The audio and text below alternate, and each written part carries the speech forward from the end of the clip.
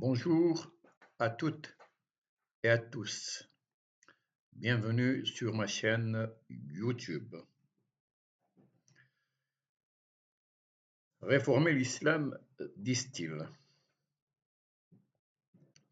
Je lis et j'entends un peu partout des propos sur l'islam, surtout en Europe et aux États-Unis, émanant souvent de personnes qui ignorent son texte fondateur, le Coran. Pourtant, l'islam est une religion monothéiste au même titre que le judaïsme et le christianisme. Beaucoup méconnaissent les réalités des pratiques judaïques ou chrétiennes, notamment l'exclusion de l'image humaine dans la Bible, le regard dévalorisant porté sur les femmes et bien d'autres aspects. Il suffirait d'observer la condition misérable et oppressive des femmes dans certaines régions intégristes d'Israël pour s'en rendre compte. On a même sorti un syntagme culture judéo-chrétienne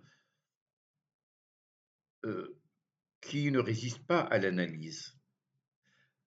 Cette notion est extrêmement ambiguë et contestée, très marquée idéologiquement, apparue au XIXe siècle, mais sa généralisation daterait essentiellement des années 70, conséquemment à une sorte de sentiment de culpabilité d'intellectuels et de chrétiens européens.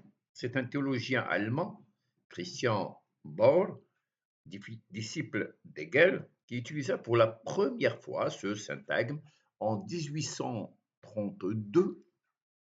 N'est-ce pas une construction idéologique?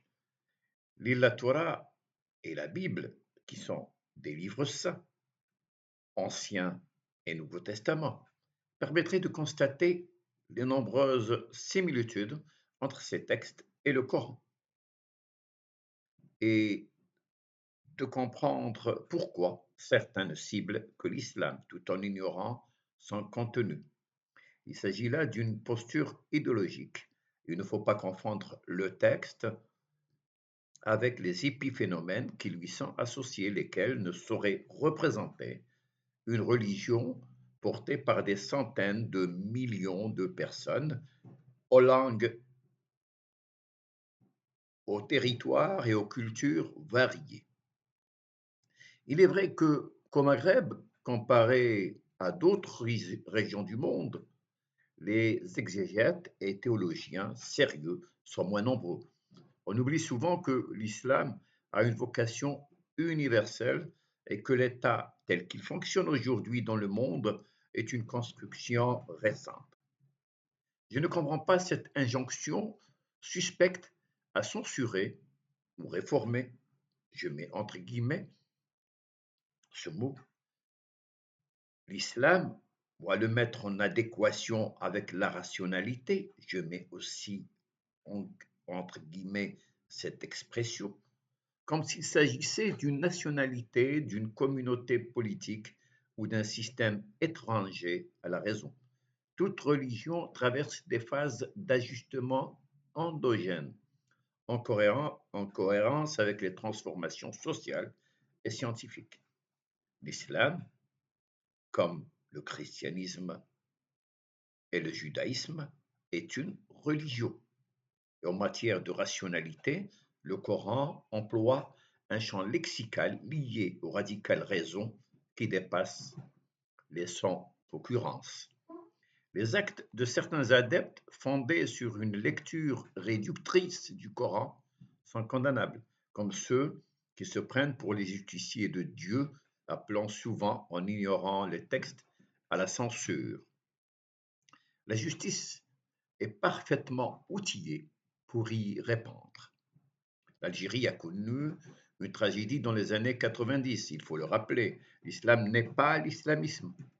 Tout le monde parle d'islam sans le connaître, alors qu'autrefois, dans nos villes et villages, seul l'imam et le cadi, le juge musulman, étaient habilités à en parler. Je n'emploie pas l'expression communauté musulmane car elle n'existe pas en tant que telle. L'islam a une vocation universelle et relève d'une pratique individuelle. J'apprécie particulièrement les mots de l'intellectuel libanais et ancien ministre de l'économie George Corm, l'islam n'est pas un lieu, dit-il, ni une nationalité. Or, il est de plus en plus employé comme s'il était une religion nationale ou ethnique, située dans un lieu particulier. Il n'est pas davantage une culture. L'islam n'est donc qu'une religion. L'intellectuel palestino-américain Edward Said va dans le même sens. Il dit ceci: pourtant, j'ai le sentiment que l'hostilité et le malentendu envers l'islam, un terme qui peut difficilement décrire à lui seul 1,3 milliard d'individus issus d'innombrables traditions, utilisant des centaines de langages différents et possédant un large éventail de cultures très diverses. Je ferme la parenthèse parce que c'est une parenthèse. Ont englobé de vastes régions du globe, en particulier en Europe et aux États-Unis, réduisant toute une culture, une religion, à de simples caricatures, en vue d'entretenir un climat de profond bellicisme et d'inciter une vaste majorité d'Américains à apporter un soutien irréfléchi et inconditionnel à ce climat. Les propos d'Edouard Saïd illustre à quel point les Américains et dans une moindre mesure les Européens méconnaissent une religion et un monde qu'ils caricaturent à force de clichés et de stéréotypes, assimilant arabes et musulmans à des terroristes en puissance. C'est un regard extérieur, teinté de religiosité, de construction historique et mémorielle qui est porté sur l'islam. Cette entreprise évacue toute dimension humaine, contribuant à la fabrication d'une image désirée, faite pour reprendre encore une fois Edouard Saïd, euh, faite d'un filet de racisme, de stéréotypes culturels, d'impérialisme politique et d'idéologies déshumanisantes qui entourent l'arabe ou le musulman est réellement très solide, je ferme les guillemets. Ce type de procès contribue à cette perjuration suspecte. L'amalgame volontaire ou involontaire entre terrorisme et islam alimente les attitudes extrémistes servant les intérêts du terrorisme et de l'intégrisme religieux et politique.